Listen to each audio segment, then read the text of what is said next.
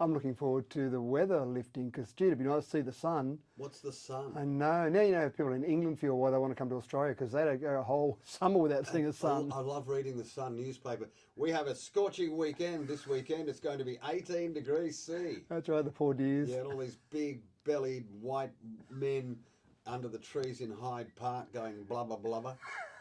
I can just picture it now. Yeah, we'll see the sunshine probably Monday. Good, Okay, finally, there it is, finally. It's a bit depressing, actually, isn't it, without the sun? Yeah, I want to see the sunshine every now and then it comes out, and you hug the tree. And anyway, Cobo.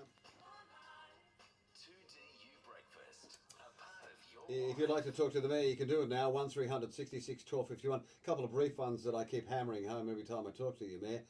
E-scooters and Segway. Any progress? No progress at this stage. Well, sorry, I should go back. We've met with some companies. Let's go back. Good work, thank you. Good, Okay. perfect. So, we've met with some e-scooter companies who are very keen to come to Dubbo and deliver some e-scooters at no expense to council, of course, and set this e-scooter scene up in Dubbo. But of course, we've got to wait for the legislation.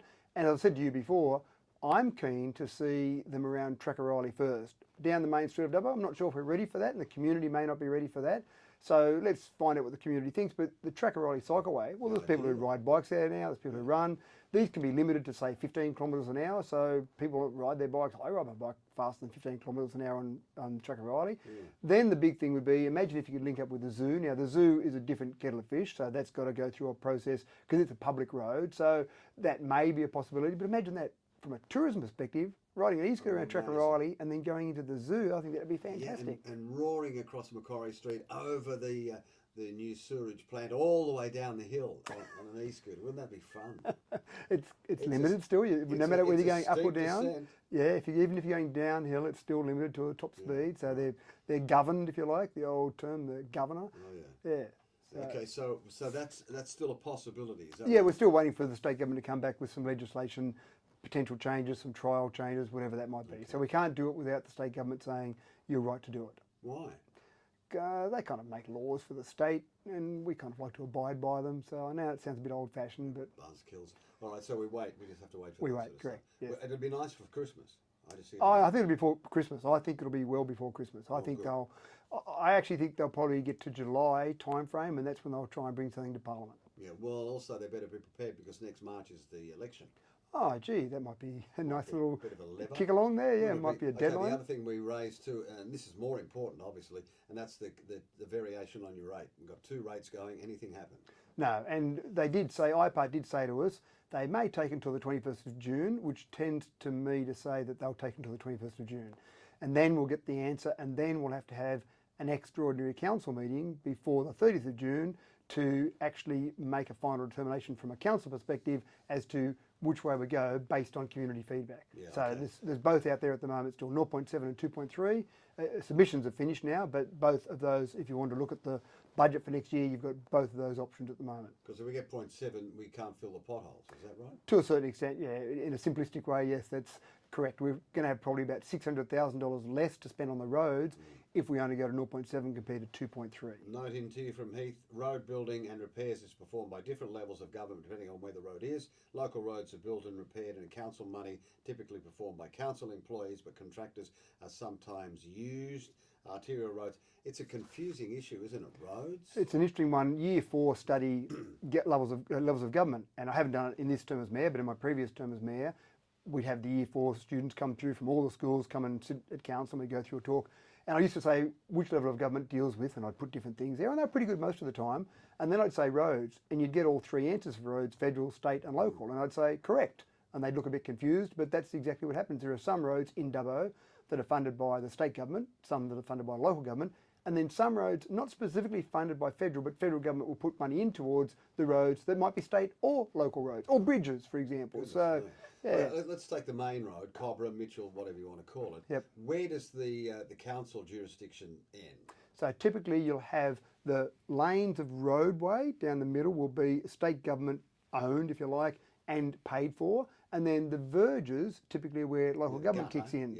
Yeah, so what happens though typically is that the state government doesn't bring in their crew to do work on the middle part and then local government comes in to do the edge part. They'll normally pay local government to do the work on the whole road. So people typically will see local government contractors or our staff, the regional council staff working on it, and then they assume that it's our work, our road, but we might be being paid by the state government. So when someone says, hey, can you fix up the highway there a bit? We go, no, we can't until we're directed to do so by the state government or paid to do so by the state government. Right, Boundary Road. Boundary Road is a local road. So that's your problem. That's our problem, but we received money. If you remember the opening of Boundary Road, Dougal was there helping us cut the ribbon because we received money from the state government. And the interesting part about that one, that was from another bucket of money that helped with urban expansion. So to help expand the living areas there, Boundary Road was seen as an important connector. So it didn't even come out of a bucket that was for roads. It came out of another bucket to help build the road that we own and we control and we typically pay for, but state government kicked in. So a dirty, great big pothole appears, that's your problem. If it appears in a local road, yes. On Boundary Road. In Boundary Road, that's our problem. That's your Absolutely problem. correct, yes. Now, here's another one just Well, to throw. fat chance that's going to get fixed. No, our guys are out there, they're doing a great job. What about Wheelers Lane? Wheelers Lane is a local road. Okay. What about And we've got money in the budget. River Street? River Street is a, yes, it's a local road. Okay. River Street, yes, definitely a local All right. road. And what happens when the River Street Bridge, if it's ever constructed, happens? Yeah, so that will then, I imagine, part of that will turn into something that's having to be controlled by the state government, having to be paid for by the state government That's for just certain the parts bridge, of it. though, isn't it? Well, no, but if the highway then is Yes. able to be redirected up there, so it gets confusing. And then, sorry, just to throw another spanner in the works, there were some people who were telling me about a very large pothole that was up near the car park around the Blue Ridge, Bunnings area up there. And when I investigated that, that was owned by the actual development there. So it wasn't a council road or state or federal, so it was their responsibility to fix that particular pothole. So Airport. airport is ours. We own the airport. We were gifted, very generous of the federal government, to gift us the airport many years ago. Now, 1970, I think, from memory. Yeah. Yeah. So that's ours. That's ours. All right. Car park of the airport? That's ours. Okay. Yep. When are you going to start charging?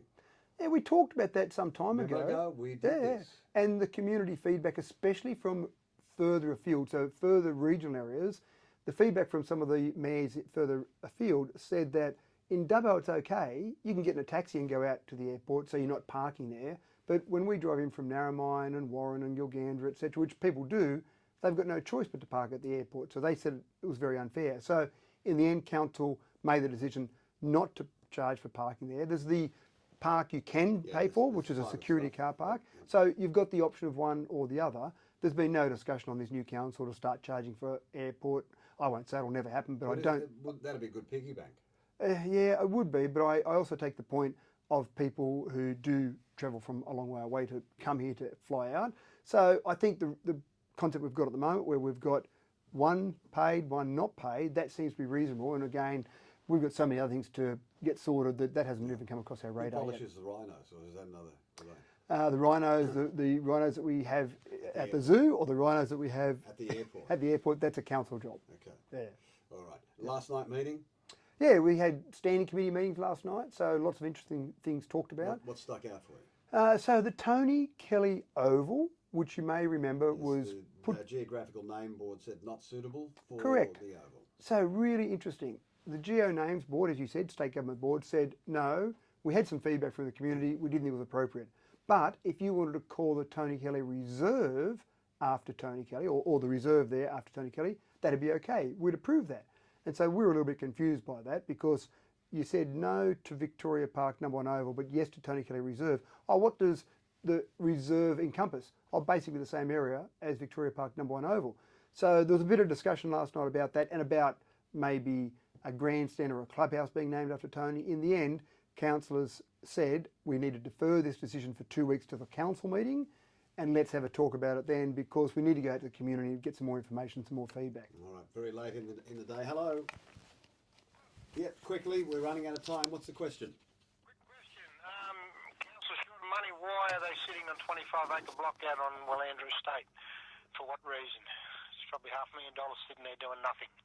More information. So we've got 25 acres there, and we're not selling it, are you saying? You bought it a few years ago out on Gidgee Road for no apparent reason that I've asked, and I was just told to mind my own business, basically.